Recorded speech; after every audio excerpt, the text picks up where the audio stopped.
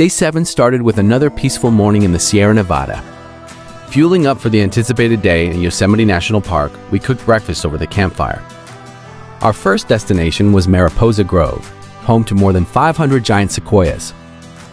Yosemite is one of the most visited national parks in the United States, so to reduce traffic and protect the grove, free shuttles run to the trailhead.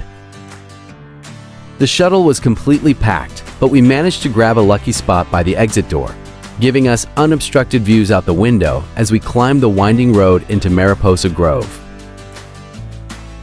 We first passed the Fallen Monarch, an enormous giant sequoia that has been lying on the forest floor for centuries. After checking out the Bachelor and the Three Graces, we then reached the Grizzly Giant. Estimated to be nearly 3,000 years old, this massive sequoia is one of the oldest and largest living trees on Earth.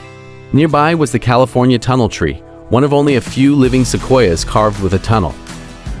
Our next stop was the Pioneer Yosemite History Center, where we stepped back into Yosemite's past. We first crossed the historic covered bridge that was built in 1879 to span the Wawona River. It entered a village filled with relocated historic cabins and structures from throughout Yosemite's history.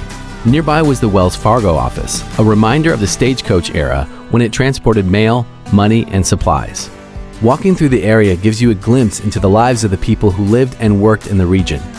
We then drove north before turning east on Glacier Point Road to one of the park's most spectacular overlooks.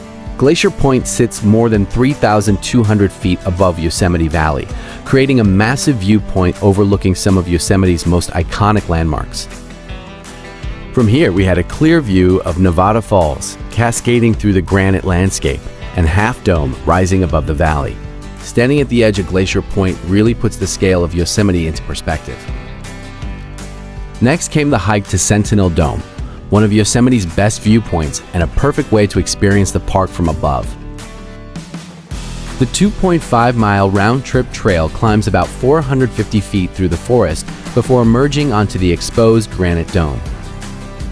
The final approach requires walking up steep and smooth granite rock, but every step reveals bigger and more impressive views. Granite cliffs, deep valleys, waterfalls, and endless mountain peaks surround you in every direction, creating a view that feels almost impossible to capture in a single frame.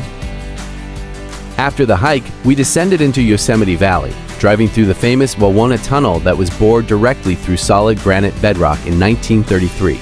It emerges at one of the most photographed viewpoints in the world, Tunnel View. It perfectly frames El Capitan, Half Dome, and Bridal Veil Fall in an unforgettable view. We then drove through Yosemite Valley. Towering granite cliffs rise thousands of feet overhead, making you feel incredibly small as you wind through the valley floor. After driving the 14-mile loop, we returned to the tunnel to check out something we'd spotted while driving through earlier.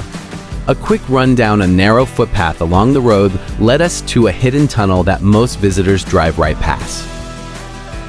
Stepping out the other side revealed another incredible perspective of Yosemite Valley.